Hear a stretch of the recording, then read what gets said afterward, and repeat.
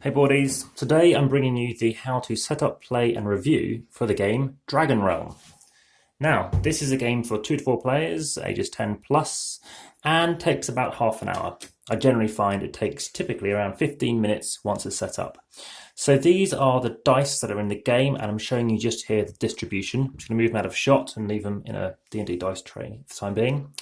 So first and foremost, you're going to have these cards. These are exploration cards, which you are going to just shuffle up and give 3 to each player. So I'll just do this for 2 players, but assuming the other person isn't really too active in the game.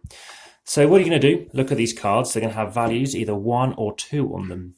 You're going to pick 2 of them, which have got a 1 value, or if you've only got 2 value, you're going to pick one of them. So in this instance, I can get 5 coins at the end of the game, or I can use it to win a tie. So let's just pick this one for now. I'm just going to put these to the bottom. I have actually gone through every single card, or at least gone through the deck at least once when playing with other players. You're going to have these cards here. You're going to have some coins which are going to be used, but I'll leave them in the box for the time being. And give every player one of these explore action cards. They're double-sided, so I'll just leave 2 in shot, which would be for, say, 1 player. These are adventure cards, so the same both ways, which is great. And you're going to shuffle and deal them out. This is going to be 5 to each player.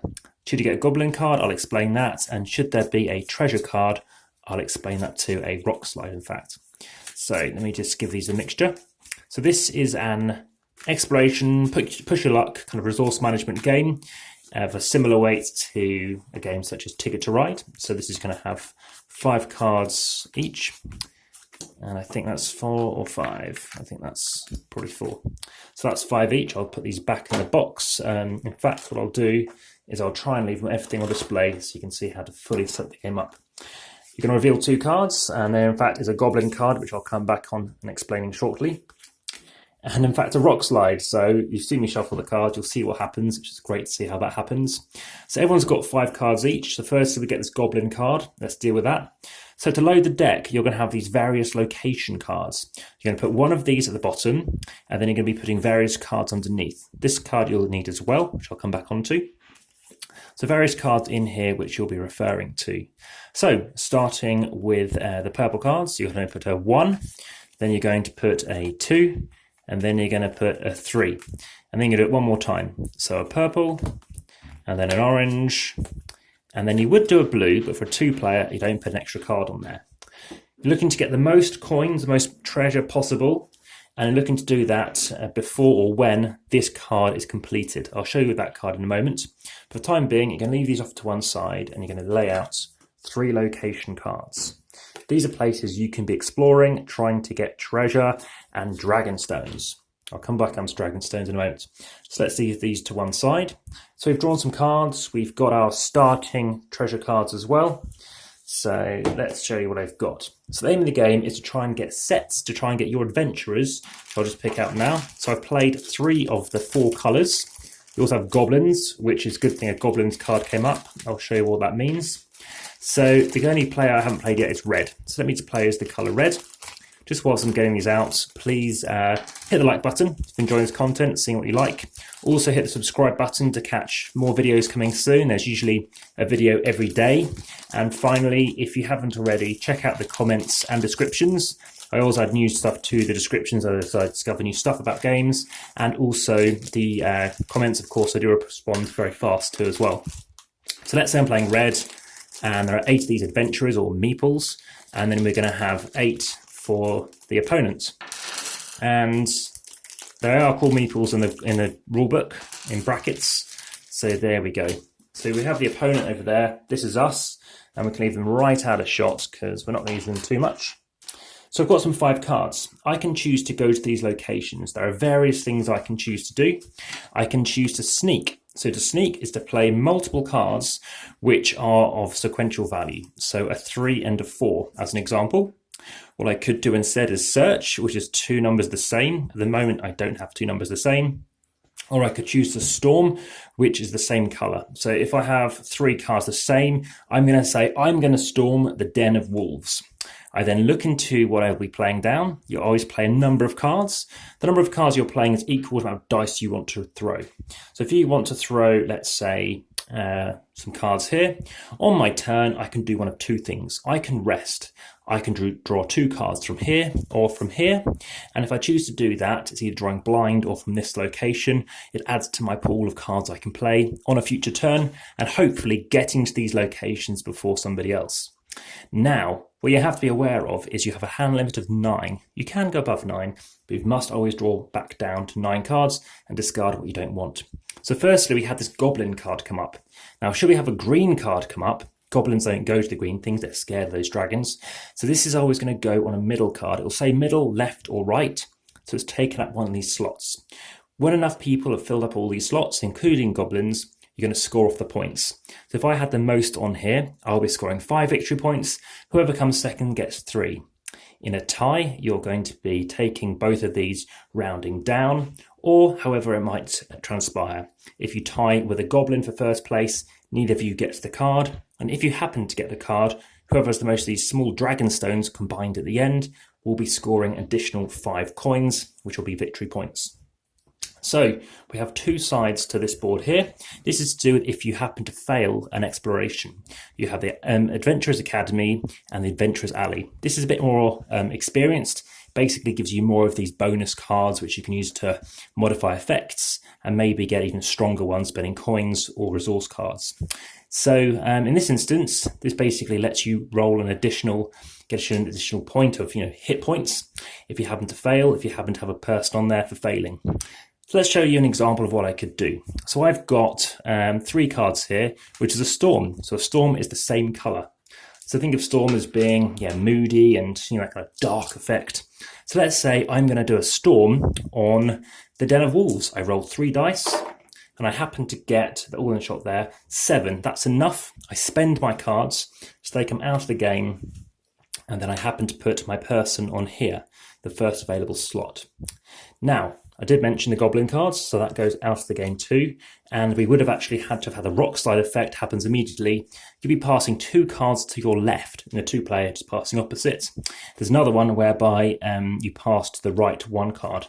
So let's say I passed, that card and drew this card. I wouldn't have discarded these other ones. And suddenly, each time, as soon as a card is resolved, that Goblin card would have drawn a replacement card. Same with a rock slide. If you draw into your hand, you declare what you have and replace it again. So I'm down to just 2 cards now. So I've played my 3 cards. The opponent has their turn, and let's say they happen to go here and they fail. They keep the cards and they put one of their people, as I mentioned, on the academy so they can fight back next time. So let's focus just on my turns. So now I'm going to rest because I've only got 2 cards, and I pick up cards. Let's just say they rest and discard continuously. I draw another 2 cards, so now I'm up to 6 cards. I do it again, and I think I'm up to 8 now, 4, 8. So now I can think about storming, which again is colour again. I could try to go for maybe arranging the cards initially. So let's put the 7 there, the 1 at the front, 11 at the back. And I've got some idea of what colours and sets I can go for. So like Ticket to Ride is a sort of set collection game, as well as these runs. This instance, to have anything the same, I have 2 the same, search. So I don't have a modifier which can increase my rolls. I'll try and go for this. Now, based on these die results, I've calculated that the average is 2.5 you're going to get. So with some of these modifiers, it means it's not too mathsy for those trying to work on probability. I happened to get 3, so I failed. I wanted to get 5. I didn't get 5, playing 2 of the same, which is a search action. These come back to my hand, and I will be putting somebody on there too. They pick and discard, let's say they do this, and now it's my turn again. So I've still got my cards. I might try something different. I don't have enough to go for a run. Let's try something I haven't yet, which is probably to discard. But I'm just going to draw 2 cards, so I draw an 8. And now I can start thinking about a run, draw an extra card. It's a rock slide, so we're passing 1 card to the right. Let's say I discard the 1, and, well, they'd take the 1, I'd take one of their cards. And it's Goblins, so they would have obviously resolved that when they did it earlier. That would go there. I haven't dropped my cards. So at the moment, I've got 3, 4, 5, 6, 7, 8.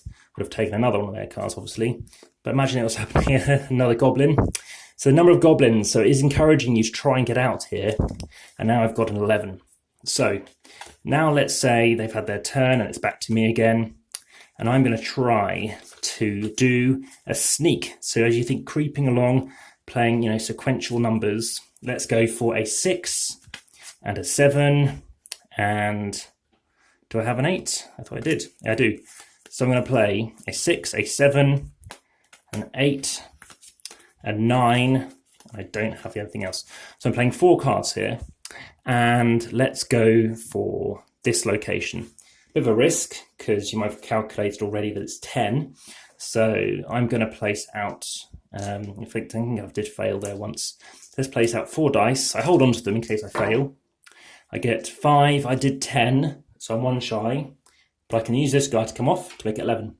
Now this guy's special. It is a gold ringed one. And what happens here is you put 2 people out. So spend the cards. For winning, you draw a card. So now I'm close. I'm definitely going to get the majority. So let's say they complete one thing there. I get 8 points, they get 4 points, and I get to keep this card. So I get these 3 dragon stones at the end. We draw the next one. And there's various things to work towards.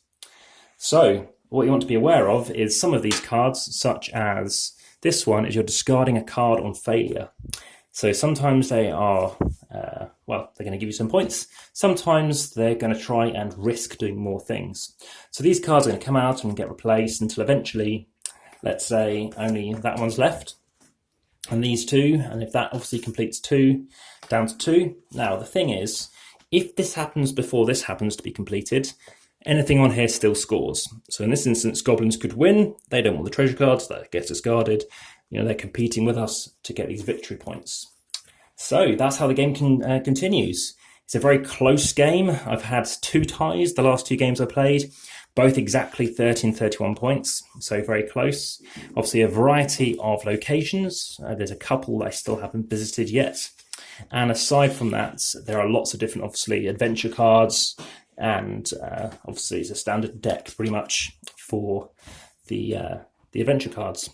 So this instance, the Wizard's Hat wasn't very useful for me, but some of them are better. And in terms of the layout of the box, it's just fantastic. Just seeing everything in there, it looks very nice. Very easy to teach, very easy to play. And like I say, it's very easy to see where you should keep your money. Very nice pieces. And my current rating for this is at least a very good. I would say it's practically a great game. At least 7.5 out of 10. High replayability, play multiple games at once. Fast, easy, knowing whether to push for some cards. As I mentioned, I love the symmetry. It's just easy to flip a card and not worry about its location. I prefer the high complexity of these. Of course, you need to be failing a couple of times to be working on this, but suddenly getting an extra one of these cards, which could give you, let's say, so you draw like a 1 if it's a 1. If not, you wait until you do draw a 1. +1 all sneaks. So if you play cards in a row, that's great, and you'll get a bonus point at the end.